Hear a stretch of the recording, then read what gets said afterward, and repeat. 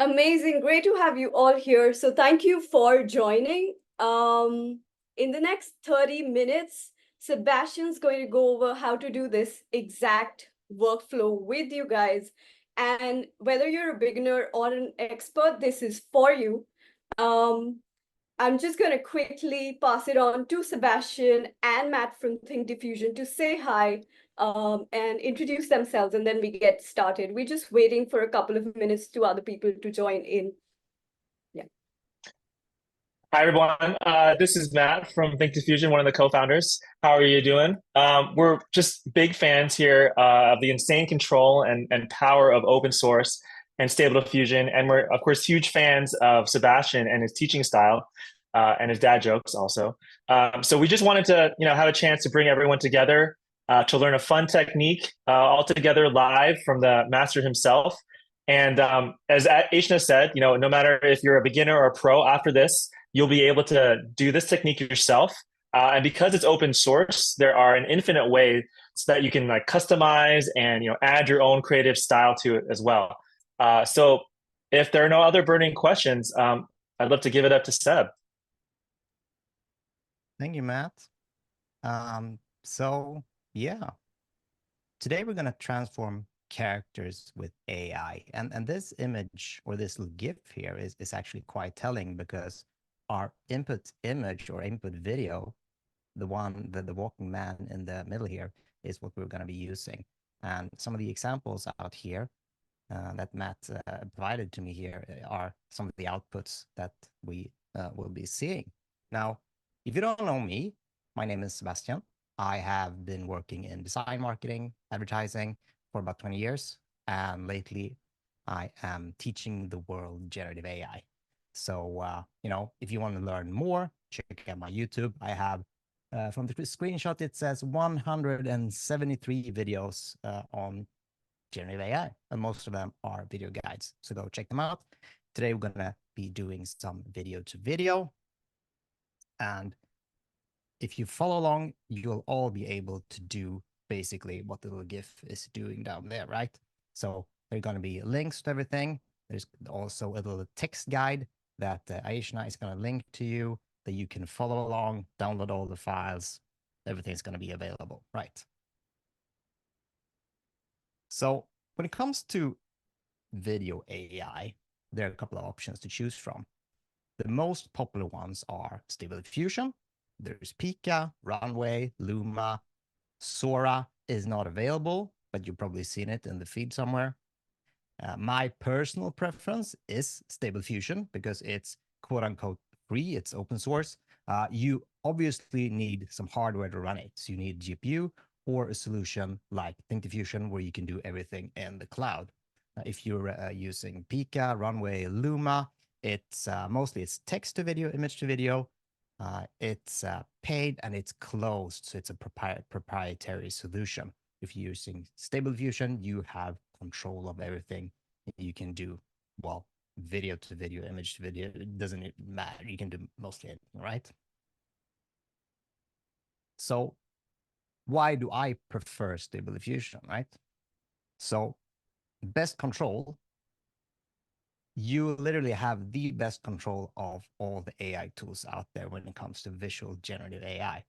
But there's a caveat to that, right? Because it's also the hardest to learn. But that means that you also have the biggest potential on your end result. But it doesn't mean that, it's super hard to learn so no one can use it. Because the way that many user interfaces in Stable Diffusion are built, especially when it comes to Comfy, is you can just download a file, copy that into your workspace, and all the settings, everything, just copy paste basically. So that's really cool with Stable Diffusion and ComfyUI. ThinkDiffusion is Stable Diffusion in the cloud, or at least for now, there or any open source apps when it comes to generative AI could be available on ThinkDiffusion, which is a very cool thing. Today, we will be using Comfy only, and you can launch that yourself on ThinkDiffusion. So video to video, what is that? So it basically means what we saw in the GIF, right? You have an input which is the video on the left here. And we have an output, which are the 4 examples here. But what happens in between? Something's going on, right? So in Stable Diffusion, there are many ways to build a workflow. The most common way to do a video to video is by applying a control net to adhere to the movement, and then a style to get, well, the style. So for the control net, you can read, you have a preprocessor that actually reads the input and then outputs control nets that the AI can understand. The top one here is something called an open pose. The middle one is a depth map, and I think that the bottom one here is a line art. It could also be a, well, it's probably a line art. Canny is a similar one, but I think this is a line art. Now, after it looks at the image, you can style it with a prompt. In this example, gorilla walking in a meadow. But you can also use something called IP adapter or style reference. Maybe you're familiar with it. You input an image. So there are ways to do both or just one of them. But if you look at this input, right? And if you look at this man, you might be thinking, well, if you're reading this as a man, it's going to come out as a man, right? Well, it's all about painting inside the lines. So there's a strength value, there's a slider between 0 and 1, how much you want the AI to adhere to your input. So you can say that, okay, we want it to closely resemble the input, or we can say that, oh, we don't want it to resemble that much at all. And that's how we can achieve some different kinds of results. Here we have an input of this woman, and here we have wildly different outputs. So we have even an orc here or this frog, and that's because we are painting way outside the lines of this, right? So this is sort of a preview to what's to come. Now, let's look at how we're actually doing this. Now, the guide that you can follow along or look at later is available on learn.thinkdiffusion.com. This is something that Aishna, I think, already posted. If you can't find it or forget about it, you can just go to learn.thinkdiffusion.com. And here you have everything that we're looking at today. So you're going to have all the files that you can download. You can how to set up the custom nodes, how to download the models, you know, everything that you need to do. So check that out. Now, first, you need to start your machine. So if you're using ThinkDiffusion, you can launch up here. You're going to want to use Comfy. I prefer to use the Turbo machine. If you're doing anything with video, you want to launch the Turbo machine, right? And then you're going to see something that looks like this. This is just a basic default workflow for Comfy. So now you need to drag in your JSON file. And that was the one that you saw somewhere here. So Rave workflow. This is the one, right? So if you were to drop that in here now, you would get a lot of errors. So it says, these nodes can't be found. And you're getting a lot of red stuff, which is probably not something you want, right? So this needs to be fixed. You do that by installing these custom nodes. The way Comfy is built, right, is that you can create all these amazing custom nodes that are literally functions that can do anything. But there's so many of them that they can't all be pre-installed. So you have this little menu here. You have the manager. And then you have install missing custom nodes. So it reads your workflow and says, oh, these are the missing. You can select all of them, press install. I'm not going to do this now because I have it ready in another tab. But if you want to do it, you do it install, you press close whenever that's finished. And after that, you also need to download some models. And if you, again, look at the list in the workflow here, there will be mentions of models. Now, you can also see them in the workflow. So for example, let's say that we're looking at this one here. If you're trying to run, you're going to get an error. So it's, oh, you're missing this model. Okay, then you can go into your model, install models, and you can search for the one that you want and press install. So it's very intuitive. It's going to say, hey, you're missing this. Go inside there and click it, right? And when you're done with that, you're going to see something that looks like this. So this is the full workflow. Now, we have a load video node here in the beginning. So the way this is set up is it runs from left to right. You can build it however you want, but in this case, it's built left from right. So we're loading our video. It's previewing some of the depth map here so we can see what's going on. We have set it to load 32 frames. We're actually skipping. So we're not doing every frame. So we're doing every fourth frame that we're loading from this video. Then it runs through some of the control nets. Remember, we talked about that previously, and those were, so here are some of the control nets, right?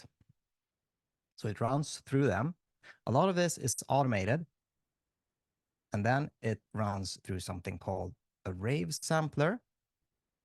And then after that step, it renders again through something called Animate Diff. And if you want to see what's going on, the first here, if you look at the left one, that is the first step. So we're running it through the Rave sampler, and you can see it's very flickery. It's not great at all, right? But the power of Rave is transforming the character into something else through a simple text prompt. So the prompt that we had, which is up here somewhere, the green here, alien walking in beautiful meadow. So only from that, the character is transformed. And then in our second pass, the animate diff pass, you can clearly see on the character here how clean it is. So it's actually very smooth just looking at this character here. So this is the power of using multiple techniques in a single workflow. So again, we're using Rave for the first change, and then animate diff to clean that up. Now, this workflow takes about 10-ish minutes to run. So if you're doing this yourself, be aware that it's about 10 minutes to run. You can change the quality. You can get better quality out of this by increasing the steps. So this is, think of it as frames of an animation or a video. So this is running for 10 steps. So if you increase it to, for example, 25 steps, you're going to get more quality in the generation. And you can do this at 3 actually separate stages. So you can do it here, steps, and you have another steps here in the K-sampler, the Rave one, and then in the last one here, which is the K-sampler for Animate Diff. So in this workflow, we're running 10, 10, 18. You could, for example, try 25, 25, 25, and you would see a slight improvement in your result, but also it would take longer to generate, right? And the reason we're doing 18 steps here on the last one is because this is where we're fine-tuning it, right? This is where we want the final quality push. It doesn't matter if we do a lot of steps on this one, on the left one, and then we're doing few steps on the right one. Then the right one, the final one, isn't going to look great anyway. Here are a couple of other examples. The reason these are red now is not that they're actually getting error. Well, they are, but they're not used now. So that's not important. So here we have a gorilla walking. Here we have a little penguin walking over ice. Here you can clearly see a lot of the flickering going on in the left one, while the right one is was super smooth in comparison. And here we have Batman walking. And here's an example of some sort of a dinosaur walking man hybrid. So I think this is a very cool workflow, and this Rave sampler has was great potential. So do you want to open up the room for some questions, Aishna? Yeah, for sure. Do you also want to take a quick poll on where people are? I think we got a lot of that from the chat in the beginning. Maybe a poll about how experienced people are. Maybe that's in the survey, though. All right. Let's check. Hey guys, we'd love you to take that poll. And if you have any questions, drop them in the chat.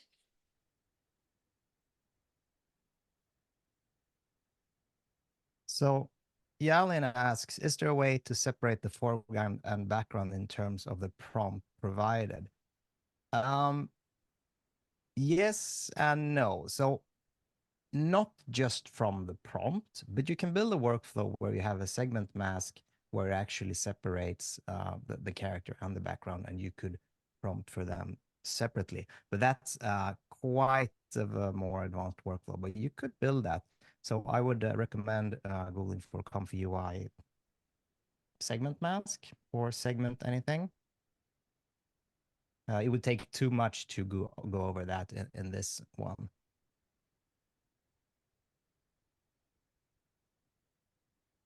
Kundaya asks, but can you do this in Stable Diffusion Gradual UI without ComfyUI? I'm not a fan of ComfyUI. So there are some video-to-video workflows that you can do in tools, for example, Automatic 1111. I'm not sure if Rave is one of them, but you could do regular video-to-video. I get where you're coming from. I like some of the other user interfaces better from a user experience standpoint. But for some of these advanced video workflows, I really recommend testing Comfy. I try to use many Stable Diffusion UIs, and when it comes to these video-to-video workflows, there is nothing that beats what you can do with ComfyUI, because there are so many custom nodes that people can connect in crazy different ways. So yes, you can get some stuff done in the other user interfaces, but you're doing yourself a disservice if you're not at least testing some of the ComfyUI workflows, because you can reach much further there.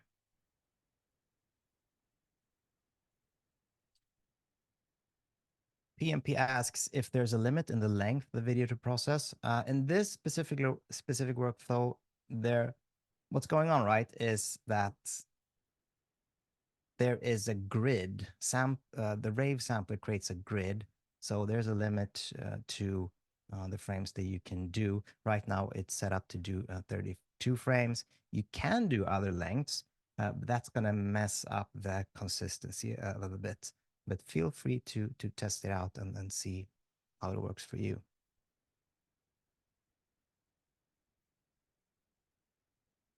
And just to mention, this is not the only video-to-video workflow, but it's a good example of getting your feet wet and, well, just testing something new. And if you have any more questions, just put them in the chat. Now, if you are using this workflow and you're pressing Q prompt, and you're just getting the same thing all over again, well, that's because this node here, the primitive, is actually connected to a seed, and this is set at fixed. And that means that you have a fixed starting noise, so you're getting the same generation over again. If you want new generations without changing anything, you need to set this to randomize. So that can be good to know. And that's for anything Stable Diffusion.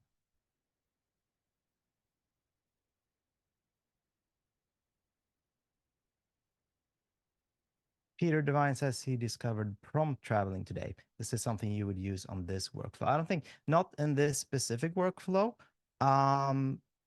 because the way that Rave works, it builds these keyframes. But I mean, test it out for sure. I haven't used prompt scheduling or prompt traveling for this particular workflow, but I know how powerful it can be for other video-to-video workflows.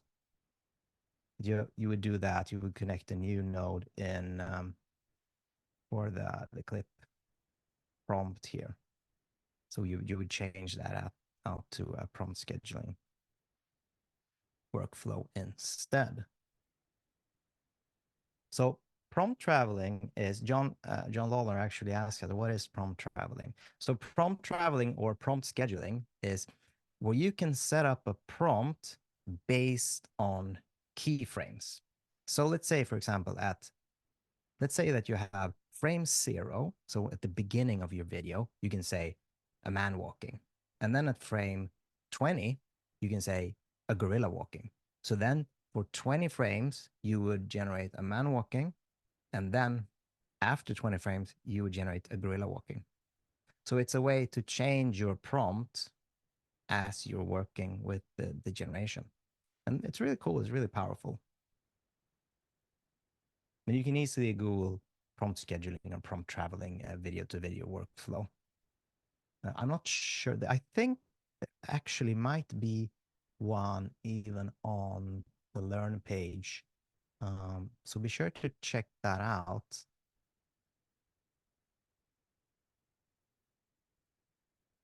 Well, it's here somewhere. I've seen it. So check that out if you want to learn more about that.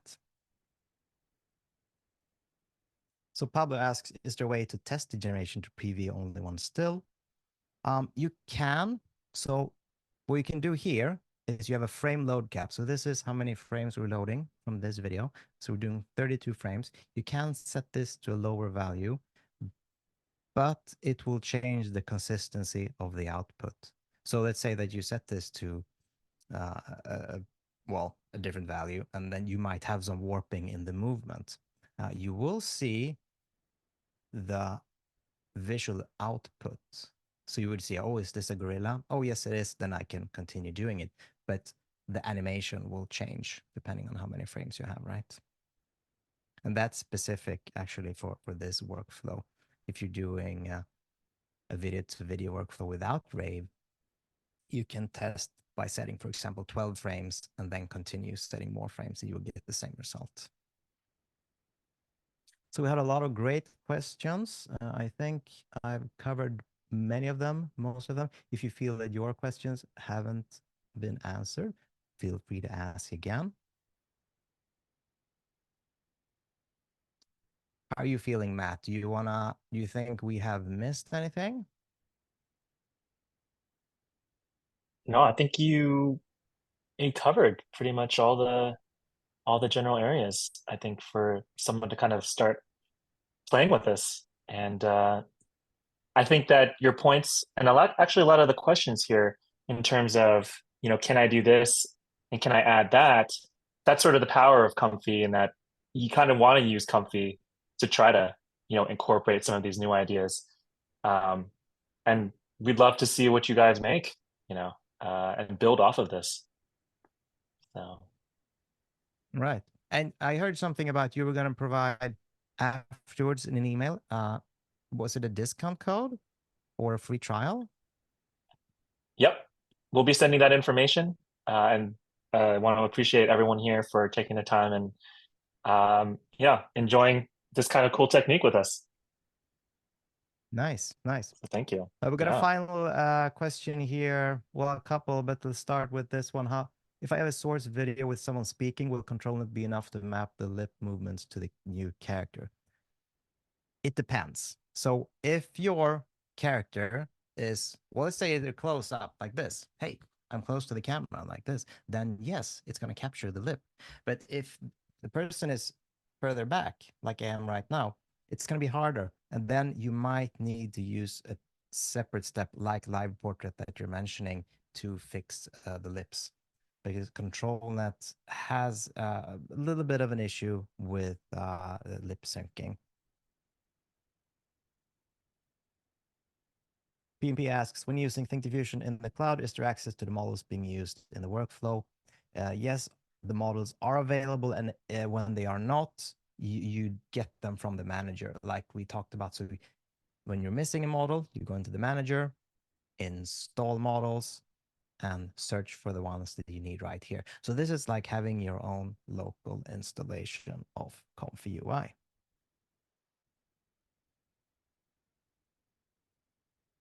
Can this workflow handle faster moving video?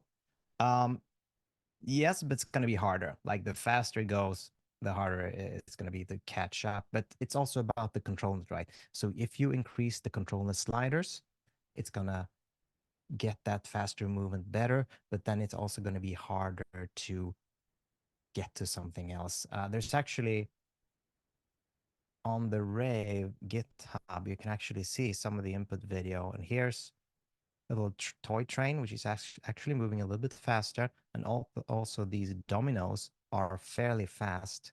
And when turning them into the blue crystals and these little crochet boxes, it's working fairly well, I would say. And this is just the first step. Then you would be able to clean that up even further with Animate Diff, like we showed you in that second step. So yeah, I think we covered most of it. So go check out that tutorial on ThinkDiffusion. Everything's going to be here. And thanks for tuning in. Thanks so much, everybody. Asian, did you want to chime in? Yeah, I just want to say, if you have a question still, just drop it in. And if we don't get it here, we'll send it in the email. But thank you so much for joining. Would love you to take a survey just to tell us if you want more of this. Yeah. Yeah. Let me know when you want to see it next time. Thanks so much, everyone. Really appreciate your time. Hope you had fun. Take care, all. All right. Alrighty, everyone. Thank you. Bye-bye.